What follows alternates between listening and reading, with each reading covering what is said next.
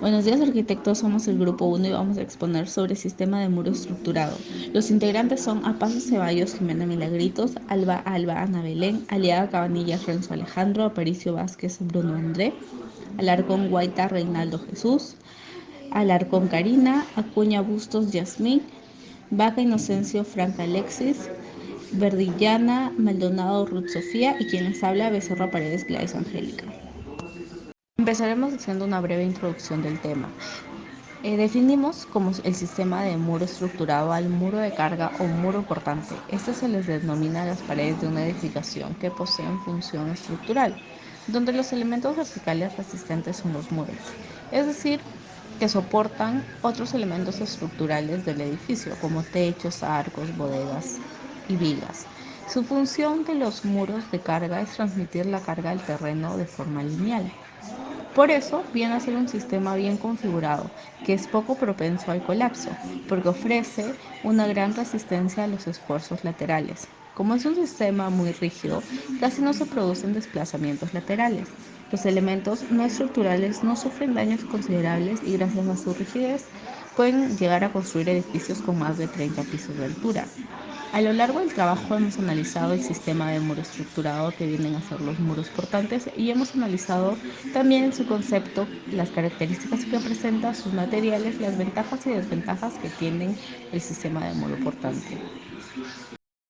Bases teóricas. En el sistema de muro estructurado encontramos lo que viene a ser muros portantes o también que se le conoce como muros de carga. Estas son estructuras que se levantan con ese fin de hacer más resistente la vivienda o el edificio, ya que proporcionan esa fortaleza, esa rigidez. El papel de un muro portante es el de soportar todas las cargas de las losas, de las vigas hacia la cimentación. De este modo tiene una función también como un antisísmico.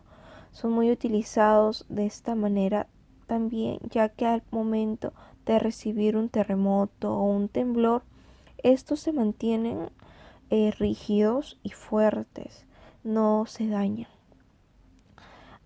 Una de sus características de los muros portantes es que las cargas gravitacionales se transmiten a la fundación mediante fuerzas axiales en los muros. Eh, Estos también pueden ser de hormigón armado, también de albañilería, piedras naturales, entre otros. Los muros de carga reciben y transmiten las cargas siempre de una forma lineal hacia la cimentación. Es usado para la construcción de viviendas ya sea unifamiliares, multifamiliares o de hotelería. Son muy utilizados en diferentes construcciones, ya que son muros continuos desde la planta baja hasta el nivel que termina la construcción. Y estos son fáciles de reconocer, ya que una de las formas de reconocerlo es dándole un golpe al muro y se podrá notar con el sonido si el elemento es macizo o rígido. Bases teóricas. Materiales. Este muro es la pared maestra y debe estar construida con materiales resistentes a la fuerza. Los materiales pueden ser bloques de hormigón armado, ladrillo macizo, madera, entre otros. Ventajas y desventajas del sistema de muro estructurado. Ventajas. Constructivamente es rápido de ejecutar. Permite un ahorro en costos en la construcción de las paredes de bloques y el friso de estas. Ofrece una gran resistencia a los esfuerzos laterales. Los elementos no estructurales no sufren daños considerables. Es una estructura liviana, flexible y de alta durabilidad. Desventajas. Estará expuesto a grandes esfuerzos sísmicos. La longitud de los ramales de instalaciones de aguas servidas es limitada. Existirán grandes limitaciones en cuanto a la distribución de los espacios internos de cada planta. Puede llegar a ser un sistema muy vulnerable si la configuración estructural no posee líneas de resistencias en las dos direcciones ortogonales. Continuando con la clasificación de muros estructurales, tenemos el tipo A según su esbeltez. Los muros estructurales se clasifican principalmente según su esbeltez, ya que esta propiedad influye directamente sobre su modo crítico de resistencia. La esbeltez está definida por la relación entre la altura de los muros y el lado mayor de la sección transversal de los mismos. Por lo general, estos muros estructurales de baja altura solo transmiten cargas de gravedad muy pequeña, razón por la cual se ignora su efecto benéfico derivado, al menos para la resistencia acortante.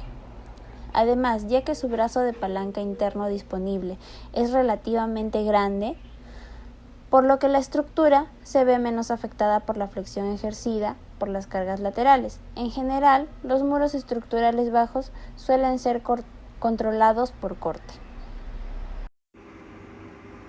Bueno, continuando con la exposición de las bases teóricas, tenemos la clasificación de muros estructurales, ya sea según la forma de su sección transversal. Por lo tanto, en la arquitectura y el diseño estructural de la edificación debemos aprovechar el mayor espacio posible en la configuración de los muros estructurales. Esta forma transversal nos permite a nosotros los diseñadores a incorporar secciones transversales en forma de I, T, L, U, H y más, o formas angulares de secciones transversales a lo largo de la edificación, tales como se muestran en la imagen en forma de muros con diferentes configuraciones. Sí, seguimos con la clasificación de muros estructurales, según las variaciones en elevación. Muros sin abertura. Desde el punto de vista geométrico, un muro sin abertura puede considerarse como un medio continuo contenido en un plano. Las hipótesis de análisis se apoyan en lo siguiente. 1. El material que lo constituye será homogéneo, elástico, lineal e isótropo. 2. La geometría del muro es tal que posee 3 dimensiones. 2. Relativamente grandes, contenidos en un plano, y la restante cooperativamente más corta en otro plano. 3. Considerando los puntos anteriores, la idealización corresponderá a un estado de plano de esfuerzo. 4. Las cargas que se soportarán estarán contenidas tanto en el plano del muro como perpendiculares a este. Clasificación de muros estructurales. Según variación en elevación. Muros con aberturas. Las ventanas, puertas y ductos del servicio requieren de los muros estructurales interiores o exteriores tengan aberturas. Es imperativo que las aberturas interfieran lo menos posible con la capacidad de momentos y transmisión de cortante de la estructura, como vemos en la imagen.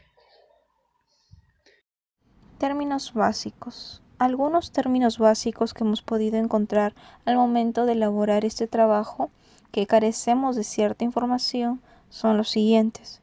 Concreto armado. Este consiste en la utilización de hormigón o concreto reforzado con barras o mallas de acero, llamadas también armaduras. El concreto ciclópeo es un tipo de material de construcción usado en cimentaciones. El estribo son los elementos doblados de una forma rectangular o también cuadrada que se utilizan para abrazar a las columnas, manteniéndolas siempre en su lugar, y estas tienen un rol fundamental. La fisura es una abertura pequeña que solamente es superficial y llega hasta 1 milímetro aproximadamente. La losa maciza es aquella que cubre tableros rectangulares o cuadrados cuyos bordes descansan sobre vigas a las cuales les transmiten su carga, y estas a su vez transmiten su carga a las columnas. El muro de ladrillo es el conjunto o sistema de construcción formado por muro de ladrillos. reforzado en los extremos por columnas de amarre y en la parte superior por una viga de concreto. Muros de mampostería. Bueno, como podemos ver en la imagen, se transfieren la carga de techo a cimiento. Son muros de materiales como por ejemplo ladrillo, piedra. También tenemos lo que son las vigas soleras, que dan rigidez y confinamiento a los muros, como son los concretos, los de concreto en sí, de concreto armado con metal. Y también tenemos lo que son las cargas gravitacionales, que se utilizan para las vigas o vigas muertas, como lo podemos ver ahí, para que den soporte. Ahora les voy a hablar sobre los muros portantes, que tenemos en dos, ya sean de concreto armado, que es una placa, o también de concreto y lo que es ladrillo, ¿no? Son distribuidos uniformemente para cargar el techo. También tenemos lo que es muro de tabique, que son los elementos fijos que separan los recintos, que pueden ser de varios materiales. En ese caso podemos ver que es de ladrillo. También tenemos lo que es cimiento corrido, utilizado desde el piso hacia el fondo del cimiento. Como podemos ver en la imagen, es todo de concreto con fierros. Proceso constructivo. El primer paso es la cimentación, que son los elementos que transferirán las cargas de la estructura hasta el suelo. Para ello, es necesario haber realizado un análisis de suelo previo. Luego, la estructura. Esta será el eje de la construcción, pues sostendrá las cargas vivas y muertas. La mampostería tiene como fin edificar las paredes y muros que sirven para dividir los espacios arquitectónicos. Las instalaciones técnicas, que tienen como fin proporcionar servicios de luz, agua y evacuación de desechos. Y por último, los acabados conocidos mayormente como obra gris. La casa armadillo. Para la cimentación realiza un análisis de contexto y de suelo. Una vez ubicados los cimientos, siguieron con su estructura, que tiene un concepto constructivo propio de la arquitectura vernácula evocada, mediante muros de carga y cubierta a dos aguas. La mampostería. Los muros portantes se realizaron de hormigón de 15 centímetros, soportando el peso desde el nivel superior hasta los cimientos. Usaron poliestireno extrusionado como aislamiento térmico. Continuando con los acabados, tenemos aquí la representación de un modelo tridimensional de computadora de una vivienda, donde logramos ver que en el techo de la vivienda se aplica teja alicantina y que sirve como un caparazón que cubre los muros de carga. Y en sus testeros frontales está cubierta de una chapa de aluminio microperforada. Gracias a este tema podremos lograr a conocer con mayor detalle cómo es el proceso de construcción de un muro estructural, cuáles son los pasos y qué materiales se puede utilizar. Muchas gracias a todos.